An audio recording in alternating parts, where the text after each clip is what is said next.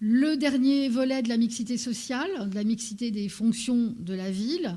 Hervé Saillet évoquait la question du commerce en centre-ville, le commerce de proximité, construire du logement collectif de qualité.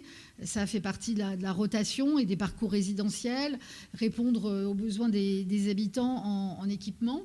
Donc faire attention justement et maîtriser le développement de la ville, puisque plus d'habitants égale un besoin de plus d'équipements.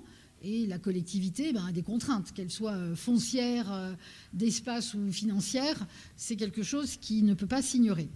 Donc Madame Arnaud, tout à l'heure, vous a donné des éléments de cadrage, donc je ne reviens pas dessus, sur le plus 15% de la densité de logement, sur le programme local de l'habitat 2018-2023 qui fixe une moyenne annuelle de pouvoir créer sur le territoire de Beauchamp 132 logements par an supplémentaires. Et une obligation sur laquelle les services de l'État sont extrêmement vigilants, d'avoir 25% de ces résidences principales qui sont du logement locatif social. Aujourd'hui, Beauchamp est pas à 25%, est à 17,5%. Donc il y a encore un effort à faire. Donc les 620 logements sociaux existants sur le territoire de la commune représentent 17,5% de ces résidences principales. Donc il y a encore un effort à faire pour arriver aux 25%.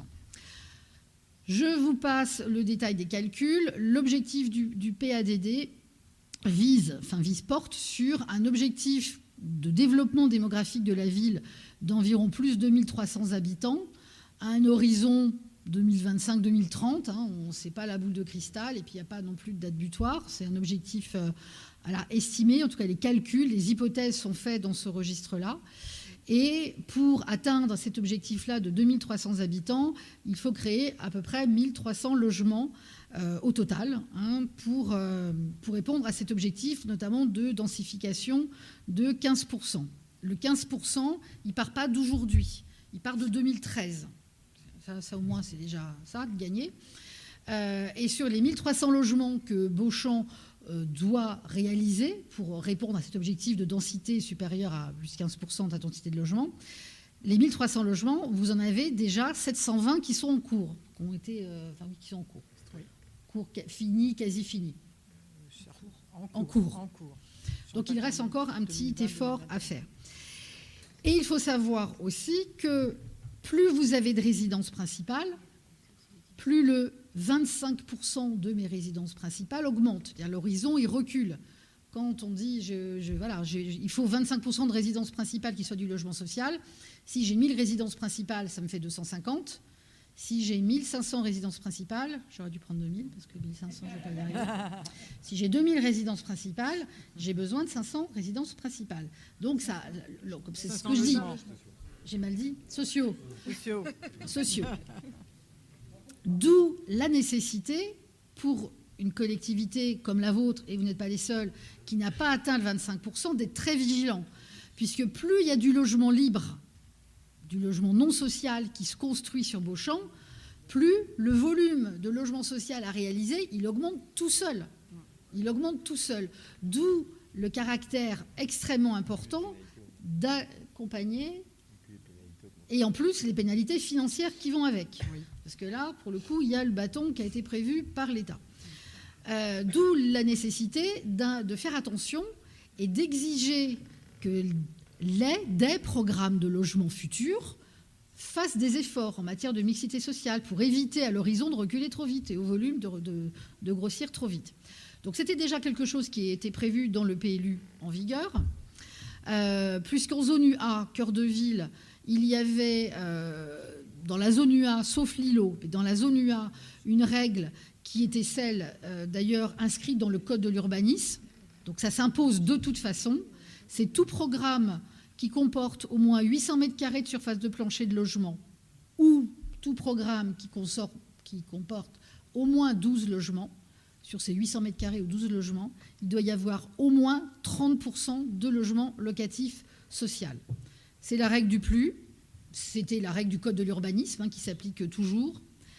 Et en UAA, donc l'îlot central, là, l'exigence de logement locatif social était exigée pour tout programme de logement. Il n'y avait pas un effet de seuil qui était, même un petit programme aurait eu cette exigence.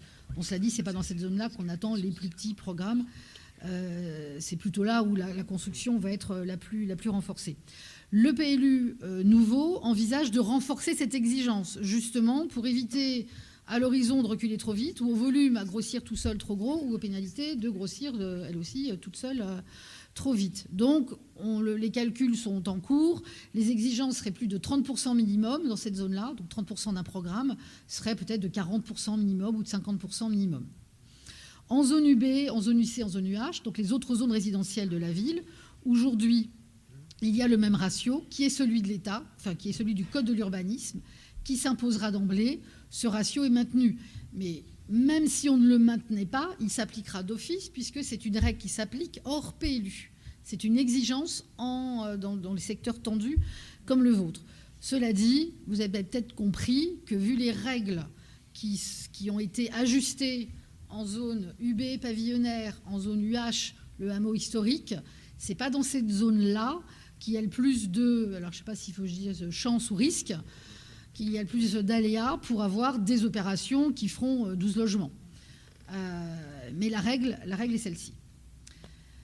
Les équipements, j'en parlais, donc la mixité fonctionnelle, les habitants, les logements, les équipements. Il y a aujourd'hui 2 secteurs UAP, UP. Donc la zone UP, c'est une zone dédiée aux équipements d'intérêt collectif. C'est une zone dont le règlement dit, là, il ne peut y avoir que des équipements d'intérêt collectif. Il n'y a pas de logement, il n'y a pas d'industrie, c'est de l'équipement parce que c'est nécessaire aux besoins des habitants. En revanche, quelque chose qui a changé au fil des années et des lois, un équipement d'intérêt collectif. Je n'ai pas dit, on ne dit plus maintenant, un équipement public. L'intérêt, il est collectif, mais l'équipement, il peut être privé. Une maison de retraite privée est un équipement d'intérêt collectif. Une crèche privée est un équipement d'intérêt collectif. Les souplesses d'un PLU en faveur des équipements d'intérêt collectif, c'est des souplesses que la ville se donne pour faire ce dont elle a besoin, mais elle les donne en même temps à un opérateur privé qui fera son équipement d'intérêt collectif. Et à ce titre-là, ça a notamment été explicite dans une des balades urbaines, aujourd'hui, le PLU ne fixe pas beaucoup de règles pour les équipements d'intérêt collectif. Il y a eu des dérives et il y a des petits malins qui ont su en profiter de façon peut-être abusive. Le PLU envisage de donner un petit peu plus de règles dans le diffus, on va dire là où on ne sait pas où il y en a. En revanche, là où il y a des équipements d'intérêt collectif, et ils sont quasiment tous publics, là on se donne les souplesses. Donc dans les zones bleues d'équipement, il y a des grandes souplesses parce que là l'objectif c'est au contraire d'accompagner les besoins en développement de ces équipements, d'en faire plus pour répondre aux besoins des habitants. Par contre, dans le reste de la ville, les équipements d'intérêt collectif vont être autorisés, on ne sait jamais, mais par contre ils n'auront plus carte blanche pour s'implanter, pour monter en hauteur, voilà, pour se mettre où ils veulent sur le terrain. Ils vont devoir tenir compte des caractéristiques et des implantations des terrains voisins. L'avant-dernière diapo, je vous rassure, le commerce, différents outils en faveur du commerce, la protection de linéaires commerciaux. Là, l'objectif, c'est de maintenir des linéaires commerciaux et de dire, là, il y a du commerce, il n'y aura pas d'autorisation de changement de destination, on ne va pas autoriser du logement, on veut toujours maintenir un rez-de-chaussée actif. Donc ça pourrait être du commerce, ça pourrait être de l'artisanat, ça pourrait être un équipement d'intérêt collectif, ça pourrait être du service. Il ne faut pas non plus tomber dans le travers de penser qu'on peut, sur un centre-ville, étirer à loisir les vocations commerciales. Il y a beaucoup de collectivités qui en ont fait la dure expérience, qui ont été très exigeants sur des linéaires de commerce. Les rez-de-chaussée avec du parpaing, parce qu'il n'y a pas la demande, il n'y a pas le besoin, il n'y a pas le volume de clients suffisant pour avoir un trop grand volume d'armature commerciale, c'est un risque. Ce qu'il faut, c'est un rez-de-chaussée actif. Donc c'est l'objet de ces linéaires commerciaux qui sont en projet et encore à l'étude, qui figureront sur le plan de zonage, avec le cas particulier de l'îlot Triangle, dont on a vu le traitement sur l'orientation d'aménagement et de programmation. Et du côté des pôles de quartier, donc sur le reste de la ville, les commerces existants pourront rester, ils auront droit à des travaux, des aménagements. L'objectif n'est pas de permettre la dispersion de nouveaux commerces dans les zones résidentielles. Un centre-ville dynamique, une armature commerciale dynamique, a besoin de concentrer les flux. La dispersion, c'est l'ennemi de la force. C'est l'ennemi de concentrer les flux pour maintenir une vigueur commerciale. Donc, ceux qui existent, ils répondent à un besoin, ils auront le droit d'exister, de perdurer, de s'améliorer, de se requalifier.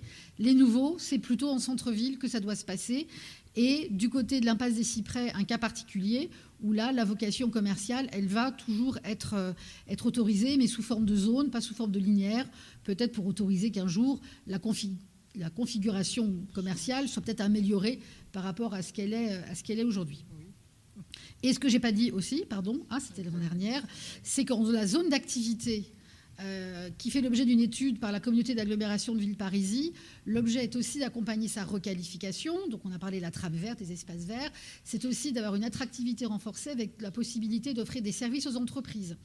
Donc le règlement travaille aussi sur comment encadrer la possibilité dans la zone d'activité dite 3e et ouest d'avoir des pôles de services où on autoriserait des services, équipements, restauration qui servira à l'attractivité de la zone d'activité.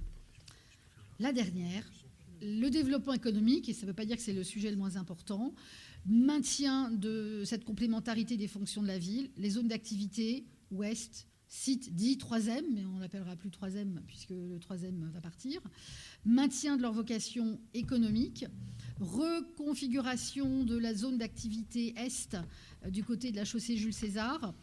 Là, il y a un besoin de restructuration puisque l'actuel terrain des Cars-Lacroix va servir de pôle transport pour la région Île-de-France au titre des transports collectifs.